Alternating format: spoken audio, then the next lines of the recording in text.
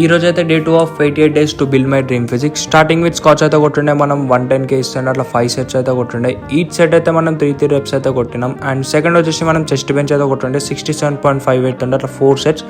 Each సెట్కి అయితే మనం 4 reps అయితే కొట్టుండే. థర్డ్ వచ్చేసి మనం డెడ్ లిఫ్ట్ కూడా కొట్టుండే. నేను ప్రతిసారి అయితే ఈ డెడ్ లిఫ్ట్ అయితే మిస్ చేస్తాను, కాకపోతే ఈసారి నవీన నా దగ్గరుండి మరి నాతో కొట్టించాడు.